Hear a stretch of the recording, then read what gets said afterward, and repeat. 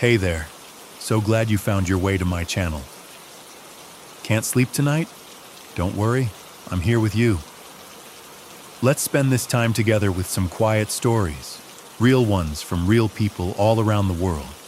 If you enjoy what you hear, feel free to leave a like, comment, and subscribe to join our little midnight community. Now, let's begin our journey together. April 2013, Ancaster, Ontario, Canada. A gentle spring evening was settling over the rural property where Tim Bosma, his wife Charlene, and their 2-year-old daughter had made their home. The couple had built the house themselves on land they purchased before they were engaged, a testament to their commitment to creating a future together. Tim, a 32-year-old contractor and devoted family man, had recently listed his black 2007 Dodge Ram pickup truck for sale online. The Bosmas were hoping to expand their family, possibly with 4 children, including adoption, but finances were tight. Selling the truck would provide them with some needed funds and allow Tim to purchase something more economical. After weeks with little interest, Tim finally received a call from 2 men who wanted to see the truck. A test drive was arranged for May 6th. Before they arrived, Tim asked Charlene, "Should I go with them?" She replied simply, "Yes, you should, because we want the truck to come back." Neither could have known how significant those words would become. As evening deepened into night, Tim grew restless. "Who comes this late to see a truck?" he wondered aloud to Charlene. At 9 p.m., the prospective buyers arrived, and Charlene was outside with a neighbor when they came. Tim assured his wife he would return shortly, and the 3 men drove away in the truck. Both Charlene and their neighbor felt a sense of unease watching them leave. Something about the interaction with the strangers didn't feel quite right. Time passed, more than seemed reasonable for a test drive. Charlene tried calling Tim's phone, which she knew was fully charged, but he didn't answer.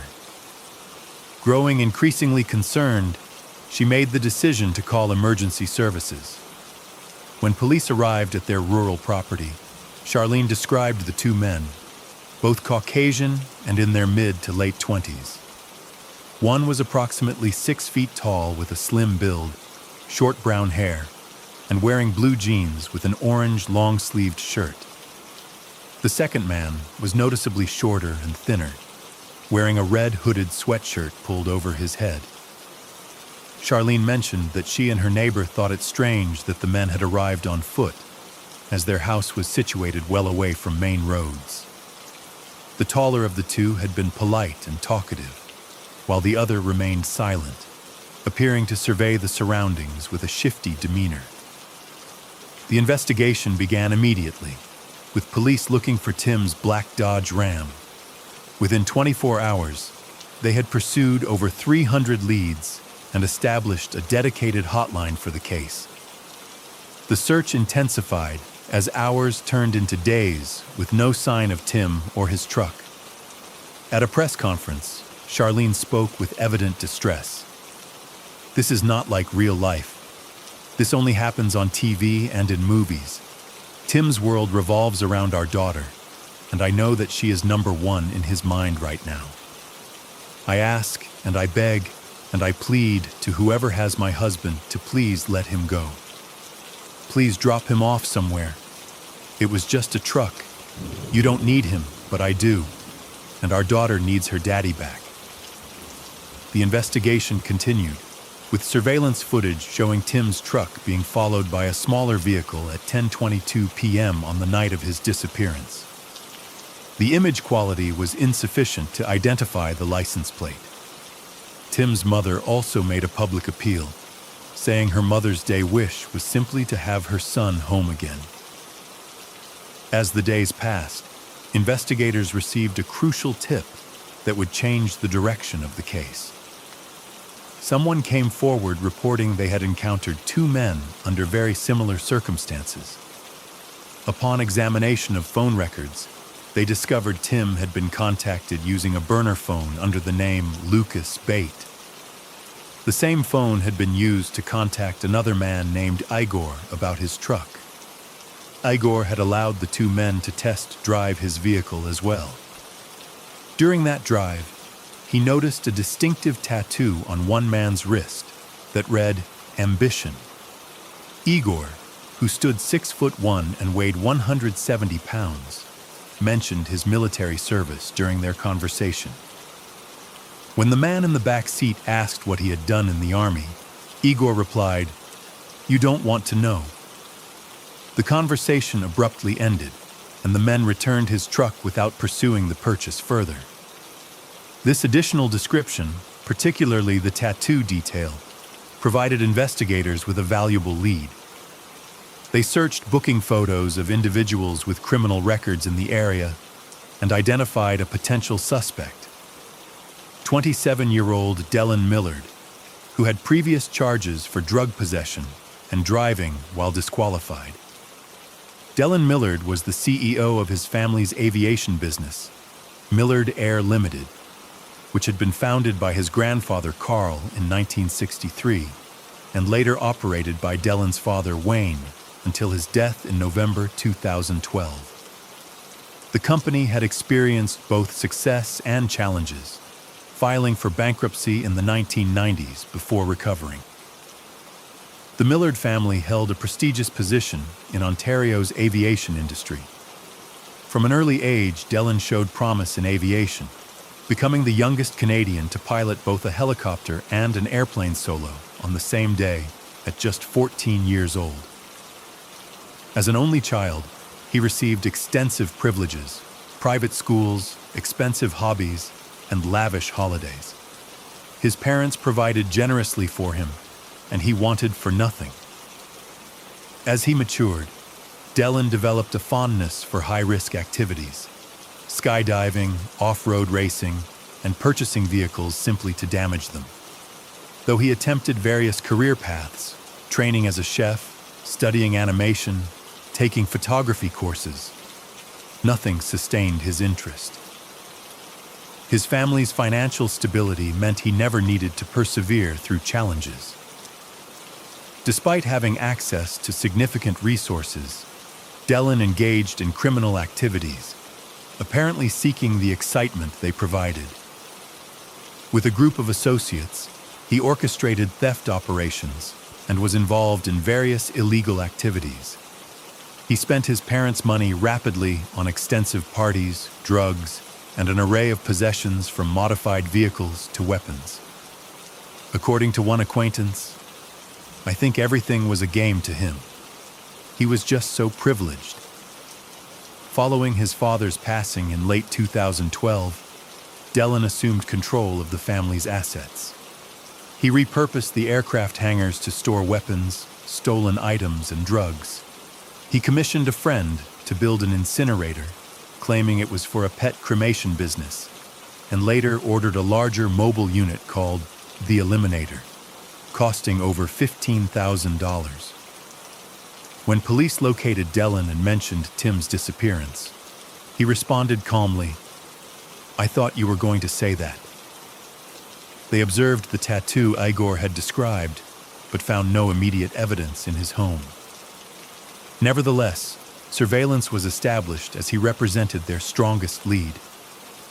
Investigation revealed that Dellen's phone had connected to the same cell towers as the burner phone used to contact Tim and Igor.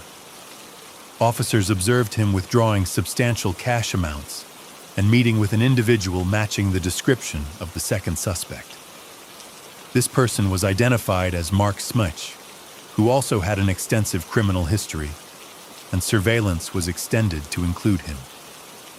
Days after Tim's disappearance, police followed Dellen in his SUV, surrounded his vehicle, and arrested him on charges of theft and forcible confinement. He was carrying $3,000 in cash, black gloves that were sent for testing, and keys to Tim Bosma's truck. On May 12, 2013, investigators located Tim's missing truck in Kleinburg, Ontario. It was inside a trailer owned by Dellen, parked on property belonging to his mother, Madeline. A neighbor had noticed the connection and contacted authorities. The vehicle had been completely gutted and repainted, but forensic testing detected significant blood evidence, fingerprints, and gunshot residue inside. This led to a devastating announcement from Hamilton Police Service. Tim Bosma had been killed. His remains were found in the large incinerator on another property connected to Dellen, burned beyond recognition. Dellen Millard was charged with first-degree murder, a charge he denied, while the investigation focused on locating Mark Smich. Mark Smich had met Dellen in 2008 and had a markedly different background, though they shared certain interests.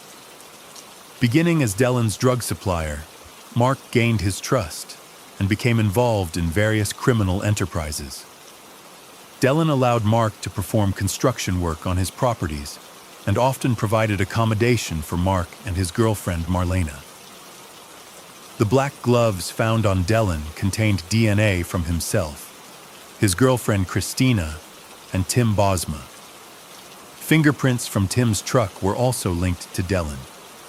Messages exchanged between Dellen and Mark revealed discussions about stealing a truck and setting up test drives with different individuals.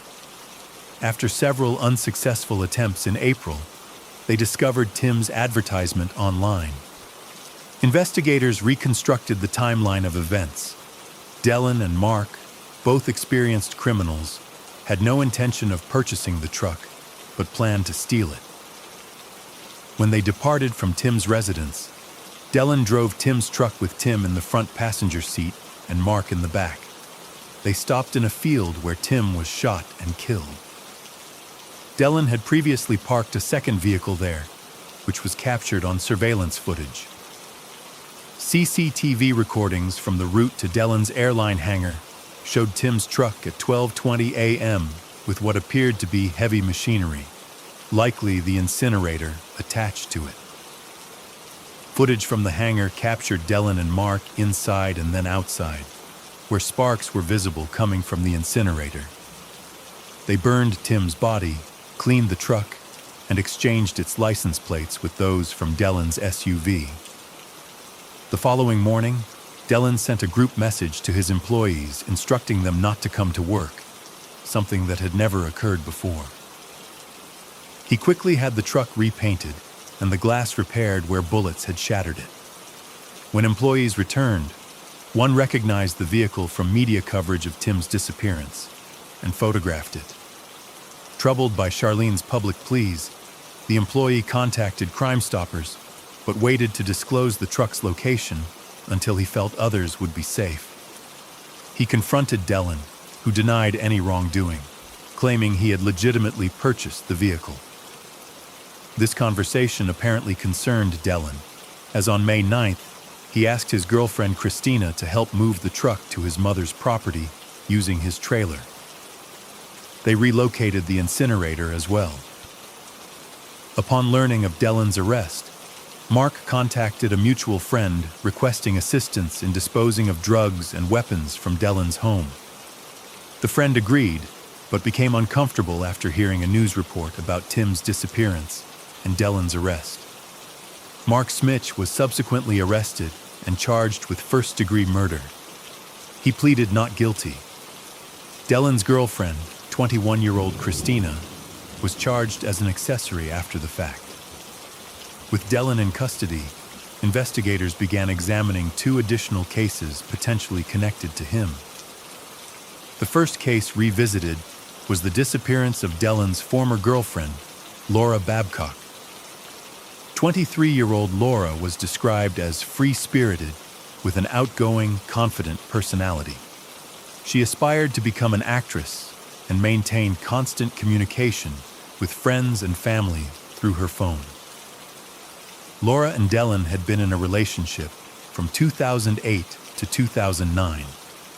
After their separation, they occasionally remained intimate and continued to interact socially. Laura later began seeing a man named Sean, who was notably different from Dellen.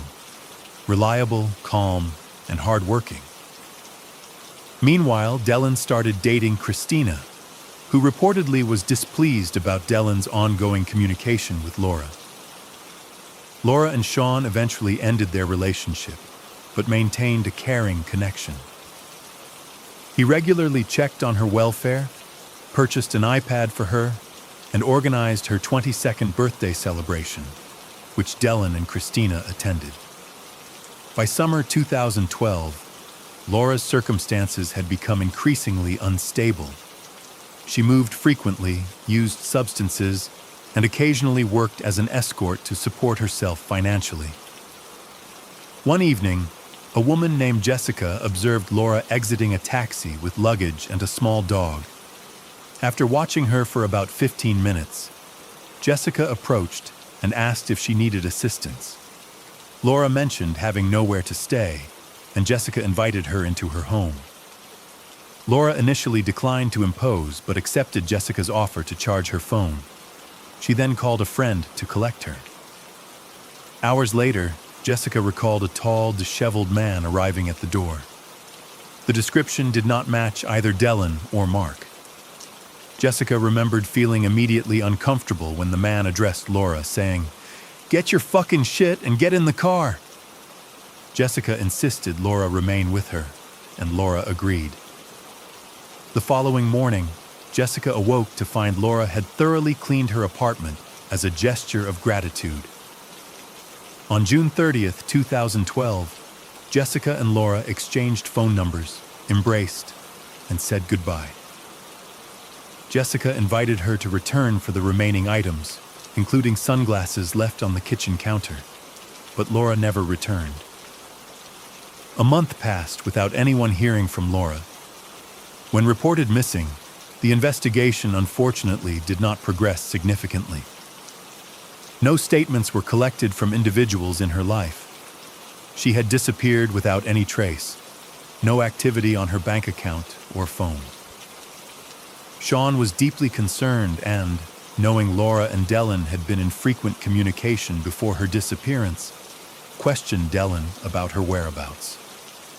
Dellen claimed ignorance, stating Laura had only contacted him seeking drugs, which he had not provided, ending their interaction.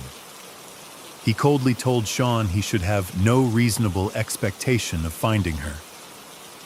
Sean shared this information with police when she initially disappeared and directed them toward Dellen, but they did not interview him, and the case appeared to remain inactive. As Dellen awaited trial for Tim's murder, investigators examined his phone data from around Laura's disappearance. A text message from Dellen to Mark, sent months before Laura vanished, read, "How ruthless are you willing to be to make money? I have some ideas, but it's next-level stuff. We'll talk about it this weekend. I know you need income." He asked a friend to monitor Laura's movements, writing, "If you could keep me updated on where Laura goes, that'd be of use to me." Perhaps most incriminating was a message to Christina stating, "First I'm going to hurt her, then I'm going to make her leave. I will remove her from our lives." Days before Laura's disappearance, Dellen ordered the new incinerator, the Eliminator, and purchased a firearm. Evidence suggested Laura had contacted Dellen for assistance, possibly accommodation, leading to their meeting at a train station near one of Dellen's properties on July 3rd at 7 p.m. After that time, her digital presence ceased entirely. Investigators couldn't determine exactly how Laura died or who specifically caused her death, but they believed her body was wrapped in a blue plastic tarp and stored in Dellen's barn. A photograph of this tarp was discovered on Dellen's computer, with the wrapping suggesting Laura was inside. At that time, he was still setting up and testing his incinerator, so Laura remained concealed for weeks. The iPad Sean had given Laura was connected to Dellen's computer and renamed Mark's iPad before being given to Mark Smitch. On July 23rd, the incinerator was operational, and Dellen messaged Mark, Barbecue has run its warm-up. It's ready for the meat. He also searched online for cremation temperatures. Evidence indicated Laura's body was then burned, with someone recording video of sparks emitting from the machine. Images appearing to show charred human bones inside the incinerator were found on Dellen's computer. A day after Laura's body was burned, Mark created a video of himself rapping about the incident, using Laura's iPad to read his lyrics. Nearly a year later, Mark admitted to his girlfriend Marlena that Tim's body wasn't the only one they had incinerated. Police located a red bag in Mark's bedroom containing Laura's belongings. Both Dellen Millard and Mark Smitch were subsequently charged with Laura's murder. The second case reopened was the death of Wayne Millard, Dellen's father, which occurred 4 months after Laura vanished and 18 months before Tim was murdered. On November 29, 2012, police had responded to Wayne's residence after Dellen reported finding his father deceased. Dellen stated he had entered the house around 6 p.m., noticed his father still in bed, which seemed unusual, and discovered blood on the pillow. He immediately left the room, called his mother, and texted a friend, asking them to come over as he didn't want to be alone. Wayne's death was initially ruled a self-inflicted gunshot wound, and he was cremated within a week. Dellen subsequently dismissed all employees at the airline business, changed the locks, and essentially allowed the company to deteriorate. He told police he had last seen his father around noon the previous day and claimed Wayne was experiencing financial difficulties, struggled with alcoholism, and suffered from depression. He suggested the business was not performing well, and Wayne was relying on personal savings and significant loans. Many who knew Wayne found this ruling perplexing, as he had reportedly been in a positive mindset regarding his business prospects and had a new strategic plan. There were indications he intended to discontinue financial support to Dellen due to his reckless spending and lack of involvement in the business, hoping this would motivate him to change his behavior. A year later, experts re-examined the evidence and determined the position Wayne would have needed to adopt to hold the gun himself was unnaturally awkward. They conducted tests with 20 mannequins attempting to recreate the gunshot residue pattern as if self-inflicted, but couldn't achieve a match. Dellen's DNA, now in the system, was tested against samples from the gun, revealing a 1 in 5 quadrillion probability the DNA belonged to someone else. Records also showed Dellen had purchased the weapon. Phone data indicated Dellen's phone moved from Mark Smyke's residence around 1 a.m. to Wayne's house, where it remained until shortly after 6 a.m., contradicting Dellen's statement that he hadn't visited the property until discovering his father. Dellen was subsequently charged with the first-degree murder of Wayne Millard, a charge he denied for a third time. The trials proceeded with the prosecution first seeking justice for Tim Bosma. Unsurprisingly, Dellen and Mark presented conflicting accounts. Dellen claimed he only intended to steal the truck, while Mark had unexpectedly produced a gun. Mark maintained Dellen had altered the plan and decided to kill Tim. The prosecution argued both were complicit and fully aware of the intended outcome, having meticulously attempted to conceal evidence. Throughout the trial, Dellen's mother, Madeline, maintained her son's innocence, describing him as a gentle boy who was being framed. After 5 days of deliberation, the jury found both men guilty of first-degree murder. They received life sentences with parole eligibility after 25 years. Christina admitted to obstructing justice and assisting Dellen in destroying evidence, but avoided incarceration by pleading guilty. At the sentencing, Charlene Bosma delivered a poignant statement. For over 3 years, we have waited for justice for Tim. It is their own unspeakable evil acts that have taken away their freedom. What is unfair is that now that this chapter is over, We have to truly begin building our lives. What is unfair is that regardless of all that has transpired in the courtroom today, one thing will never change for us. There is one absolute constant for us. This does not bring Tim back, and he will still never come home. The men then faced trial for Laura Babcock's murder. Dellin represented himself, asserting there was no evidence proving Laura was deceased. He questioned witnesses, including Sean and Laura's father, frequently overstepping boundaries with inappropriate personal inquiries. Key evidence included letters exchanged between Dellin and Christina while he was incarcerated. In one letter, he attempted to coach her testimony, providing a detailed narrative she was to follow exactly, claiming Laura had been using cocaine with Mark, while Dellin and Christina were present, but had left Laura and Mark alone. According to this fabricated account, Mark later told Dellin that Laura had accidentally overdosed from combining cocaine with prescription medications, but was afraid to contact authorities. Dellin concluded his letter with instructions. Read this a couple of times, then destroy it immediately. A directive he included in most of his correspondence. When Christina was arrested, investigators discovered notes in her bedroom, one referring to Dellin as "my sweet serial killer," and another containing the phrase, "limbs cut off without hesitation." Both Dellin and Mark were again found guilty of first-degree murder in Laura Babcock's case and received identical sentences. Life imprisonment with parole eligibility after 25 years. Laura's father remarked that the trial had felt like a 6-week-long funeral, adding, "Like any parent that loses a child, we can only move forward with the thoughts of what might have been." In September 2018, Dellin was convicted of murder for the third time in his father's death. He displayed no remorse, merely smirking at the ceiling as the verdict was announced.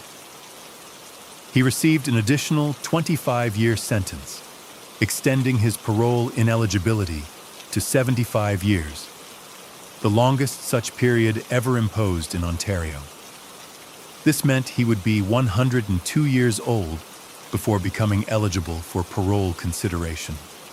However, following a change in law, Dellin and Mark's respective 75 and 50-year parole ineligibility periods were deemed unconstitutional and reduced to a maximum of 25 years. They will now become eligible for parole in 2043, though success in obtaining release remains uncertain. Another associate, Matthew Ward Jackson, received an 11-year sentence after pleading guilty to 9 charges related to weapons possession and trafficking, including selling Dellin the gun used to kill his father and a second weapon used in Tim's shooting. Both convicted killers sought appeals from Ontario's highest court, but these were rejected in 2023. Dellin's separate appeal concerning his father's murder conviction was similarly denied. These tragic cases reveal individuals driven by greed, arrogance, and entitlement, willing to take lives without remorse to satisfy their desires. One can only wonder what might have occurred had they not been apprehended when they were. Laura was working to stabilize her life, surrounded by supportive people like Sean, yet unable to break free from her dependence on Dellin, someone she believed was helping her. Wayne was optimistic about his business's future and prepared to establish boundaries with his son, hoping to strengthen their relationship. Tim simply wanted to sell his truck to provide for his growing family.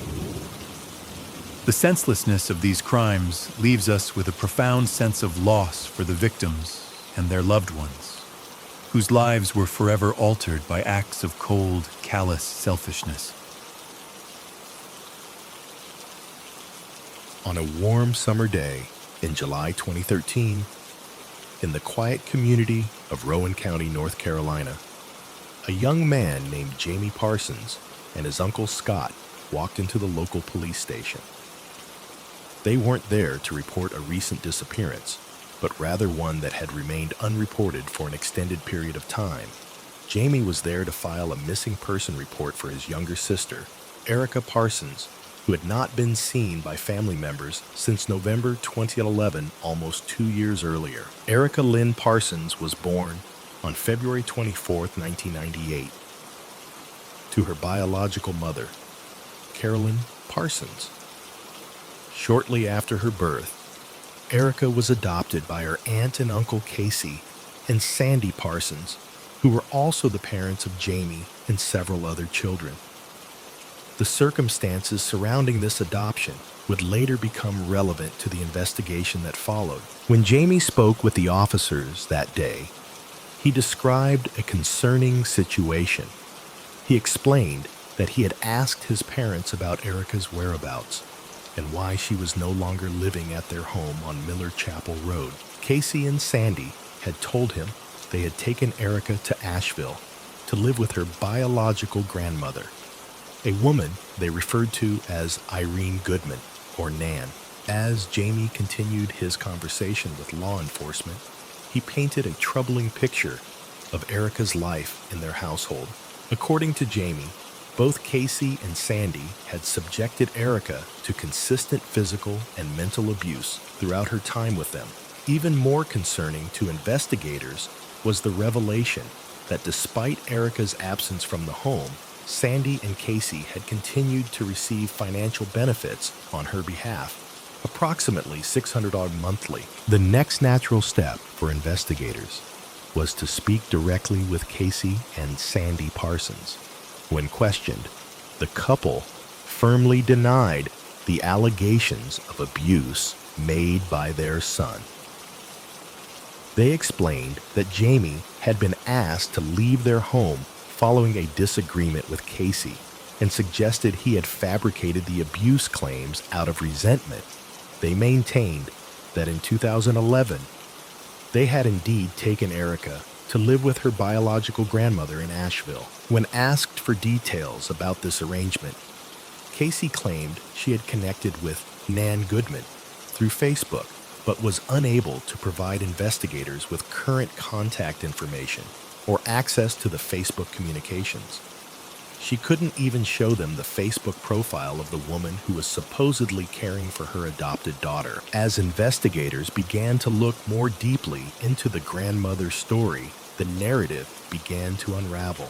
They discovered that Erica's biological grandmother, Irene Goodman, had actually passed away in 2005, more than 6 years before Erica was allegedly sent to live with her. In fact, further investigation would reveal that this Nan person didn't seem to exist at all. Carolyn Parsons, Erica's biological mother, confirmed to investigators that Erica had no biological relatives living in the Asheville area. When Sandy and Casey's attorney suggested that Carolyn might know how to locate Erica, since she had supposedly introduced Nan to the couple, Carolyn responded plainly, "Nan and Irene don't exist. The only two people that know the truth are the only two people that won't give the truth." The day following Erica's missing person report, authorities made the decision to remove Casey and Sandy's 2 youngest children from their home. Within a week, on August 6, 2013, the Rowan County Sheriff's Office publicly stated that Casey and Sandy Parsons were not cooperating with their investigation into Erica's disappearance. Carolyn Parsons returned from New Orleans to speak with investigators. She mentioned that while she had received updates about Erica through Facebook, she hadn't seen her daughter in person since January 5, 2011. Reflecting on their last meeting, Carolyn shared, "I think about the visitation pretty much all the time. It plays over and over and over again in my mind. My whole body just went numb. I mean, as a parent, as a person, as an individual, as a family member, I just keep hoping and praying that she's alive somewhere, that she's out there somewhere, that one day she's going to come forward." 2 weeks After the missing person report was filed, investigators closed off the street where the Parsons lived to conduct a thorough search. A neighbor observed the growing police presence, noting, "One police officer showed up, and the next thing you know, there was probably 25 or 30 cars there. They're walking around the house." The backyard of the family home was examined multiple times, though initially nothing significant was discovered. A month into the investigation, the FBI joined local law enforcement, and several searches of the family home were conducted. Search warrants executed in August 2013 revealed that numerous items had been collected from the house, including a plastic bag containing JonBenet Ramsey magazines and a JonBenet Ramsey book with notes about remodeling a house. JonBenet Ramsey was a 6-year-old girl found murdered in her home on Christmas Day 1996 in a case that remains unsolved. The search warrants also documented that investigators had removed a section of drywall with red stains from a closet. Baseboards from the closet were collected for testing, and a pair of jeans with red stains was also taken from the home. A week after this initial search, additional warrants were executed on a storage building owned by Sandy Parsons. From this location, investigators collected pieces of a vacuum cleaner, a videotaped school records, a hammer, and what appeared to be teeth. In the search warrant documentation, investigators noted, during that search, investigators failed to locate any evidence of Erica Parsons still living here, or any evidence that her room or personal living area remained in the home. This observation led investigators to believe that Casey and Sandy knew Erica would not be returning. Another important aspect of the investigation centered on the financial benefits that Casey and Sandy continued to receive for Erica's care, despite her absence from their home. Investigators applied for warrants related to the couple's finances, stating in the application, "It is believed that the continued desire to utilize the funds, proceeds, or financial assistance intended for the care or benefit of Erica Lynn Parsons resulted in the delay or outright denial to report Erica Lynn Parsons as missing in a timely manner." Working alongside the FBI investigators, identified bank accounts held by Sandy and Casey with Wells Fargo, Bank of America, and SunTrust Bank. Since Erica had been adopted through public adoption and had additional needs, the family had qualified for more than $600 monthly from the Department of Social Services to support her care. The couple's attorney argued that they were entitled to continue receiving these payments as Erica's legal guardians and caregivers, maintaining that Casey and Sandy did not consider Erica to be missing since they had placed her with her grandmother. Law enforcement carefully observed Casey and Sandy during media interviews, noting a particular pattern in how they referred to Erica. Consistently, they would speak about her in the past tense. By contrast, when Carolyn Parsons gave interviews, she would refer to Erica in the present tense, demonstrating her belief that her daughter was still alive. Sandy Parsons told reporters, "There's been sightings. I've had family members call me recently and say there was a sighting at a rest stop. When asked why these sightings weren't reported to police, he responded, 'Don't wait and call us. Call the cops. The only thing I want right now is Erica to call home, tell us she's safe, and get my 2 babies.' Nobody realizes that there's 2 small kids involved in this that do want to come home here."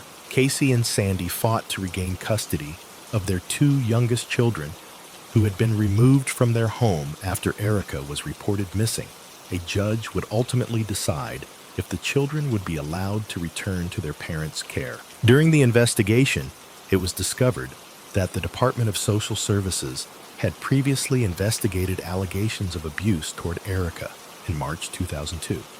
At that time, investigators found no evidence of abuse and noted that Erica did not appear to be afraid of her adoptive parents. Casey maintained that her family members were fabricating stories about her, telling investigators, My family is all lying. My mom told my kids to say all that stuff. The couple's attorney insisted that the allegations should not be taken as fact and that Casey and Sandy were making efforts to locate Erica. It was learned that Casey had homeschooled the children, and officials at the North Carolina Department of Non-Public Education confirmed that standardized test results and attendance records had been submitted for the children, though they couldn't verify if Erica's documents had been included. When pressed about the mysterious grandmother, Casey stated that she had been contacted by this woman on Facebook, but claimed the account was later deactivated and the mobile number disconnected. Casey and Sandy even appeared on the Dr. Phil show to discuss Erica's disappearance. Casey told Dr. Phil they never visited the grandmother's house, but had seen photographs of it. In another interview, Casey claimed they had allowed Erica to visit the woman's home, and ultimately, Erica chose not to return. At one point, Casey found a girl on social media with the same name as Erica and told the Rowan County Department of Social Services that this was their child living in Greensboro. The stories kept changing, with none of them making coherent sense. Investigators searched various databases for anyone using Erica's social security number or anyone who might have obtained identification in her name, but found nothing.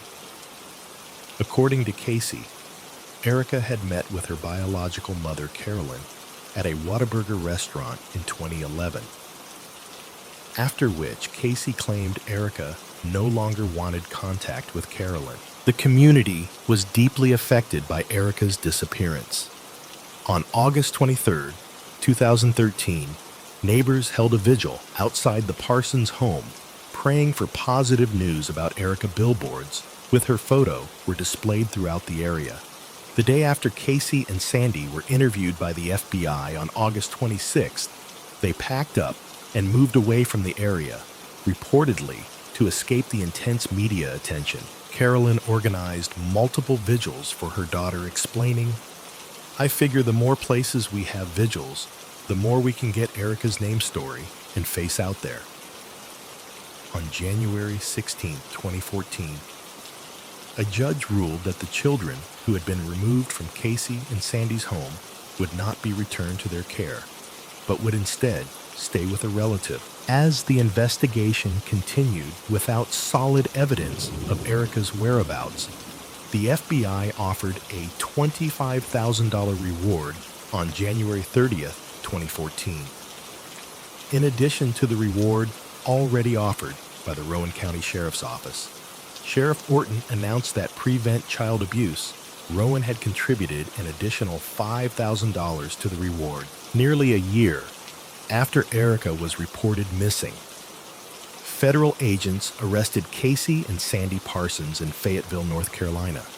They were charged with 76 counts of crimes allegedly committed between February 2010 and August 2013, including theft of government funds, mail fraud, tax fraud, conspiracy to defraud the government, and identity theft. The couple had allegedly continued to receive government benefits for adoption assistance, Medicaid, Social Security, and food and nutrition services for Erica. Despite her absence from their home, Casey was also accused of fraudulently using other people's identities as dependents and submitting false information on federal tax returns while awaiting trial on the fraud charges. Casey and Sandy were closely monitored by law enforcement with electronic monitoring systems and regular check-ins with pretrial officers. They were required to remain in eastern North Carolina and to abide by all laws. During the fraud trial, disturbing details about Erica's life with the Parsons family came to light through testimony from various family members, including Jamie and Casey's sister Robin. Robin testified that Casey had asked her to watch Erica for a few months so Casey wouldn't kill her. She added that Erica often had visible marks and bruises, and that Casey couldn't stand the sight of Erica's face. Don't go see my kids. Jamie provided even more troubling details, testifying that Erica had been forbidden from using the bathroom, forced to eat dog food or food from the trash, deliberately starved, made to drink water from a dog bowl or bathroom sink, excluded from family activities, and had her fingers deliberately broken. She was locked in closets, severely punished if she had accidents due to being denied bathroom access, never allowed to sleep in a bed, and forced to sleep on the floor. Jamie recounted an incident where Casey had put Erica's hand on a hot stove, burning her. Jamie admitted that he and his siblings had participated in abusing Erica from the time she was 5 until he was 16 years old. He recalled breaking her arm once before deciding to stop physically harming her. His sister Brooke told investigators that Casey had sent the children to Walmart for first aid supplies to create a makeshift cast for Erica's arm. Rather than seeking proper medical care, family members noted that Erica's arm showed signs of improper healing. Jamie testified that his mother encouraged the younger children, Sadie and Toby, to pull Erica's hair if she didn't want to play with them. He often witnessed Casey beating Erica with a belt for not listening and said Sandy would punch Erica on the top of her head. According to Jamie, Erica had a bald spot where repeated injuries had healed over time. 12-year-old Sadie, the Parsons' youngest daughter, testified that she would try to sneak food to Erica, who was frequently locked in closets in either Casey's bathroom or Brooke's room. Sadie recalled an incident where Casey had choked Erica until she couldn't breathe. If Erica received a gift, it would be taken away as soon as the giver left and given to either Toby or Sadie instead. The district attorney read a statement in which Sandy had claimed that no one would find Erica because Casey was smarter than the FBI. In the week before Erica was last seen, her siblings described her as having sunken eyes, appearing gray and weak, with open, oozing wounds. Jamie said the last time he saw her, she looked like a zombie. She said she didn't feel good and couldn't breathe properly. Jamie testified that his mother's response was, "I don't care. Get back in the corner." The following day, Jamie's parents weren't home when he awoke and didn't return until later. When they came back, Jamie said, Sandy was quiet and appeared nauseated, while Casey seemed normal. When he asked about Erica, they told him she was at her grandmother's. Prosecutor Ananda Ramaswamy addressed Jamie's testimony, stating bluntly, "Erica is no longer alive." There is an agreement between Casey Parsons and her husband to not report the death. Sandy's lawyer countered that poor parenting didn't necessarily equate to criminal conduct, noting a lot of this relies on the testimony of Jamie Parsons. Jamie had spoken to his maternal grandmother Shirley in February 2013 about not having seen Erica for some time. Yet 5 months passed before he filed the missing person report. Sandy's brother Scott told investigators that Jamie was a compulsive liar, further complicating the case. Shirley Casey's mother stated that she last saw Erica around the holidays in 2011. She recalled noticing bruises on Erica's bottom and a black eye when Erica was 6 years old. But Casey had blamed these injuries on Jamie Shirley and her husband. James had wondered if Casey was abusing Erica, but dismissed their concerns. Shirley also mentioned witnessing Casey choking Erica once, after which James grabbed Casey's arm and reprimanded her before they left upset. Robin testified that Casey frequently beat Erica and forced her to stand in corners for extended periods. Photographic evidence was presented showing Erica standing in a corner on 5 separate occasions. The testimony also revealed that when Erica was younger, she had called Casey and Sandy Mom and Dad. But Casey told her she didn't like it and instructed Erica to never call her Mom again, insisting she use their first names instead. Janet, Sandy's stepmother, recounted a beach vacation where Erica was left behind alone at home. Erica had been instructed not to tell anyone she was there, and to hide William Janet's husband and Sandy's father discovered Erica at home by herself. Janet observed, "I always thought Erica was not treated as kindly as the others." Although the trial focused on fraud charges rather than Erica's disappearance, the evidence painted a deeply disturbing picture of her life with the Parsons family. Another witness, Amy Miller, testified that she had hired Casey as a surrogate in 2000 after meeting her through a surrogacy website.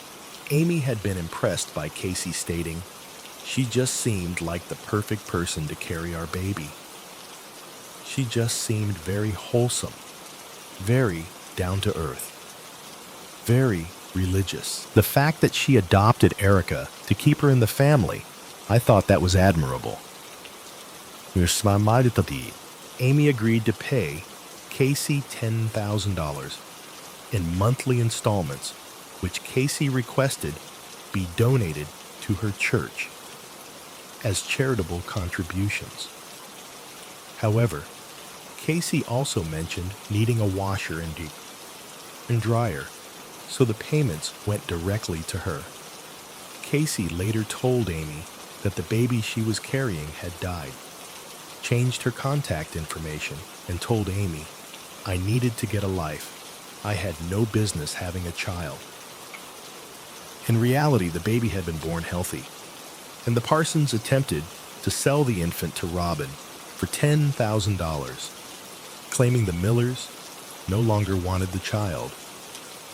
Robin discovered the truth online, contacted Amy, and with the help of law enforcement, Amy recovered her child.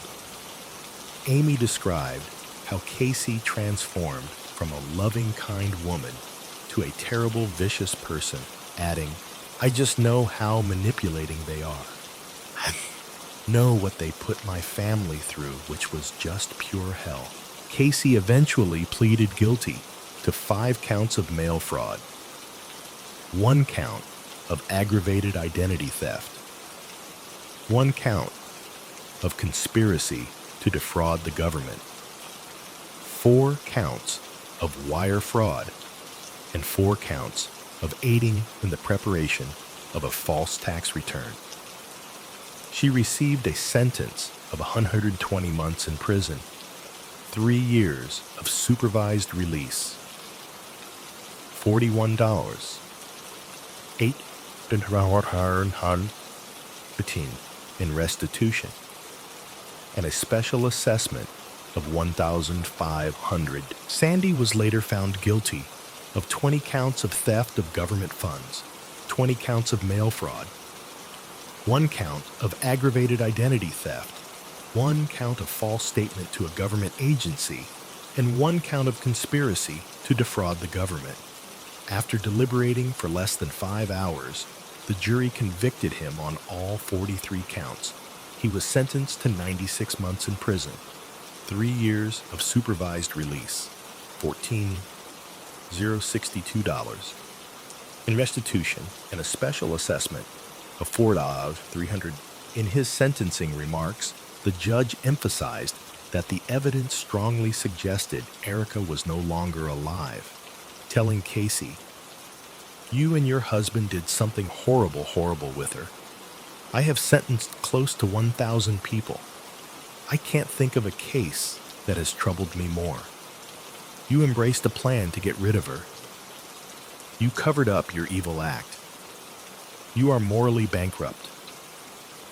He accepted the testimony about the abuse Erica had suffered as credible, describing the offenses as sinister, and the story about Erica living with Nan as a poorly concocted deliberate falsehood. He characterized Erica as a defenseless little girl who only wanted to be loved, adding, "I have sentenced thousands of people over the years, but no case I've ever had is as disturbing as this one." After the sentencing for fraud charges, Casey's sister Robin told a local news station, "I wish she would have got more, but I think it's more than I thought she would get, so I'm happy. In a way, I feel this is justice for Erica if they're not going to be charged with murder, which I think they should. I feel it's justice for Erica in a way. I mean, not complete justice. I think she deserves more." Despite her daughter not having been found, Carolyn expressed her growing acceptance of a difficult reality. "As hard as this is for me to say, I have not made any inclinations one way or the other since this report came out. My heart, my gut, and my soul tell me. My child is no longer alive, but I woke media. Everybody who supports, loves, and prays for Erica and myself to understand that does not mean I give up. That does not mean I quit searching. That does not mean that I want anybody to give up until there is a body, until the DNA or whatever for sure comes from the FBI, that she has passed away. Don't give up looking. Don't give up praying. Don't give up hope." Casey's mother surely felt that the testimony about Erica's abuse should not have influenced the sentencing for the fraud charges, saying, "I don't think he should have done anything about the sentencing with Erica until there was some kind of proof that something happened to Erica besides Jamie." Jamie later recanted his allegations of abuse, claiming that while he was concerned about his sister, he hadn't personally witnessed abuse toward Erica. Both Sandy and Casey filed appeals against their sentences, but Sandy's appeal was denied by the U.S. Supreme Court, and Casey's appeal was dismissed by the Fourth Circuit Court of Appeals. Local residents, Shannon Moss and Wanda Rogers, contacted a dog handler from Illinois who specialized in searching for missing persons. Wanda emphasized, "We don't want people to forget she's still missing. She's not been found. We've got to find her. Whatever we got to do, we've got to come together in Rowan County and find her." She added, "I didn't know her, but I do now, so it's personal. She's got to be found. She's a human being. If something really bad happened to her, she's been thrown away like a piece of trash, and she's not a piece of trash. She's a little girl. She deserves to be found, and I'm not giving up." Robert T. Larson traveled to Rowan County and organized searches with his dogs, observing, "These people have come together and put every ounce of energy they have into this weekend to try and find Erica. If I was going to work with anybody, it would be these people." Though law enforcement was notified of these search efforts, no significant discoveries were made. The Rowan County Sheriff's Office collaborated with the National Center for Missing and Exploited Children to create an age-progressed image of Erica, hoping it might generate leads if she were still alive. 5 years after Erica was reported missing in May 2016, Brooke Casey and Sandy's oldest daughter agreed to speak with the FBI. Having previously supported her parents, she now revealed disturbing details, including an incident where Casey forced Erica to stand outside barefoot on a hot day until her feet blistered. Brooke described Erica's skin as appearing abnormal, with open wounds covering her body. A few months later, Brooke visited her father in prison, leading to a breakthrough in the case. Sandy agreed to help investigators locate Erica. On September 27, 2016, Rowan County Sheriff Kevin Orton announced that following discussions with Sandy, they had made a significant discovery. Sandy revealed that Casey had told him Erica died on December 17, 2011. He claimed they poured bleach on her body to mask the odor before placing her remains in plastic bags in a storage container. That evening, the couple attended a holiday party the following day, December 18th. Sandy said they traveled to Pageland, South Carolina, where he dug a shallow grave. They removed Erica's remains from the storage container. Casey removed Erica's clothing, and the child was buried afterwards. They discarded the storage container and her clothes. Sandy led investigators to a wooded area in South Carolina where Erica's remains were finally found. Sheriff Orton reflected on the emotional impact of the discovery, saying, "That day in South Carolina was tough on all of us. I saw some pretty tough cops take it pretty rough." Sheriff Brooks of Chesterfield County described how Sandy was escorted into the woods by guards, and within a minute they were coming back out, and he was crying when he came back out. In December 2016, Casey contacted Detective Chad Moose, claiming she had information to share. She told him that Erica had expressed a desire to die, and Casey later found her lying motionless on a living room comforter. Casey claimed Erica had taken her own life, though her account of how this occurred changed multiple times. She explained that they placed Erica's remains in a storage container, and Sandy instructed her to pour bleach over the body. Financial records showed Casey purchased bleach at Walmart on December 5th. While Casey admitted to bending Erica's fingers backward, she initially denied breaking them, though years later, she acknowledged some of Erica's fingers may have been broken. She admitted to beating Erica with a belt buckle and said she was afraid to seek medical attention for Erica because she feared her sister Robin would contact social services. On February 25, 2017, a funeral service for Erica was held at the First Baptist Church, attended by family members, community members, and police officers. The previous day would have been Erica's 19th birthday, nearly a year after her remains were released. The autopsy findings were made public. The report concluded that Erica died as a result of homicidal violence of undetermined means. Her remains showed fractures in various stages of healing in her right arm collarbone, a finger, her jaw, nose, left shin bone, and 7 ribs, some of which had been broken multiple times. She showed signs of spina bifida, occulta, malnourishment, low bone density, and growth deficits. One tooth was missing, and others appeared broken. She may have been suffering from renal failure, untreated sepsis, or infection, or possibly poisoning.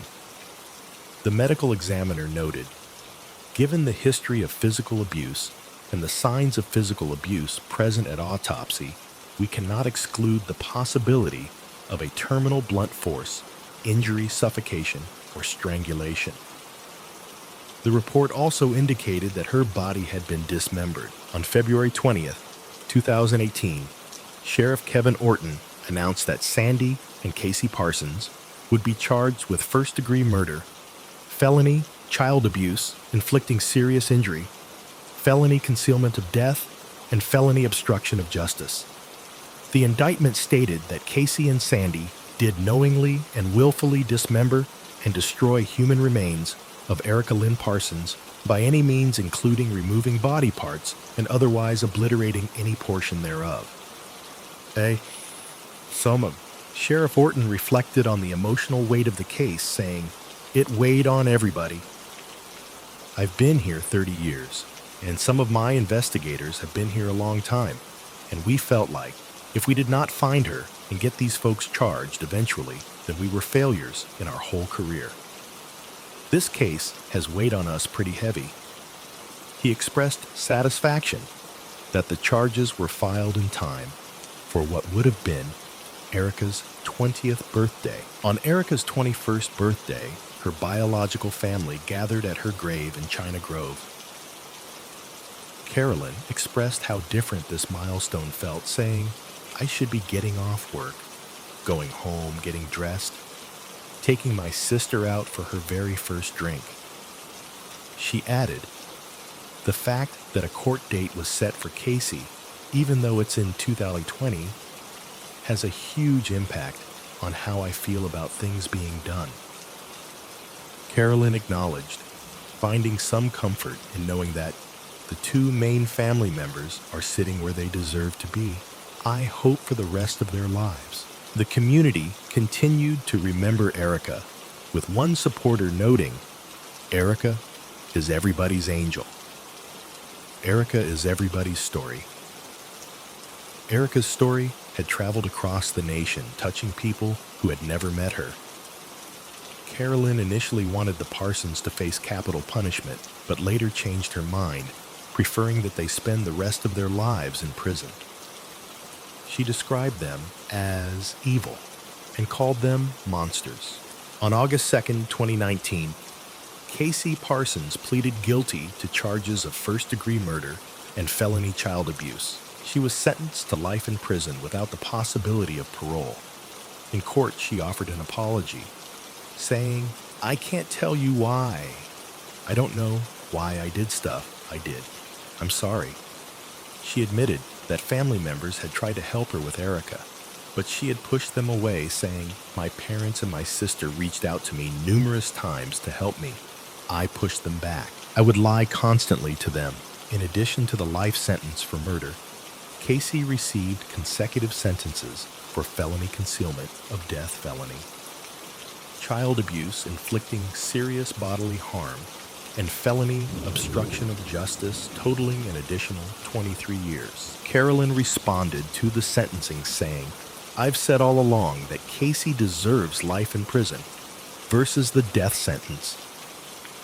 I still 100% agree with that, because their life in prison, living her life in prison living will be worse than any death sentence she could ever get. The only thing Casey gets is what Erica doesn't. She gets to live, but in return for living, she will probably be in solitary confinement. And every time she gets out, she gets to listen to people talk about her, listen to people whisper about her. She gets to wonder, am I going to make it back to my cell tonight?" But when that judge made that last statement was, "And you cannot be around children." Yeehaw! Casey loses her rights to watch her grandkids grow up. What an incredible final end for her.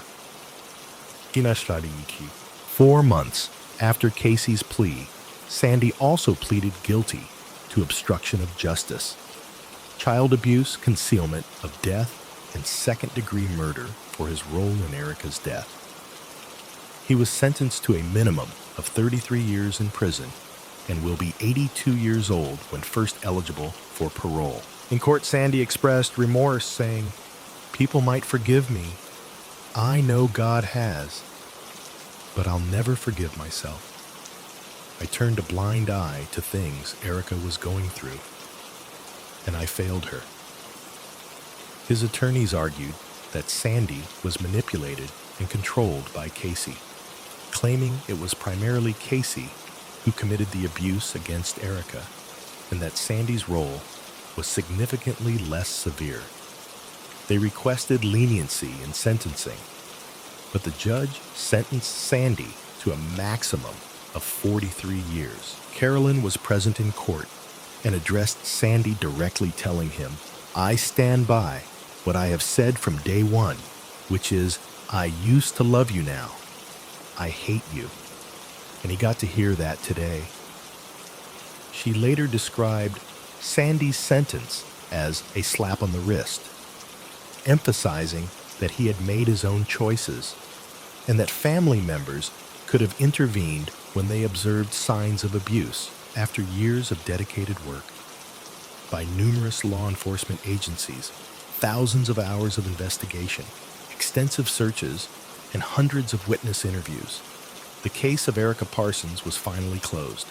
Sheriff Orton emphasized that the focus had always been on Erica, rather than any individual agency. District Attorney Cook observed that while it would have been easier to yield to public pressure for immediate charges, they had carefully built their case, brick by brick, to ensure a solid foundation. Carolyn reflected on her decision to give Erica up for adoption, saying, "I gave up Erica for what I thought would be a better life. I didn't have a steady home. I didn't have a steady job." She described Erica as a gift that millions of people would love to receive, adding, "I just want to know why, and I never will, to hear those charges and look them in the face, and to know that I trusted them to raise my child better than I thought I could. That hurts."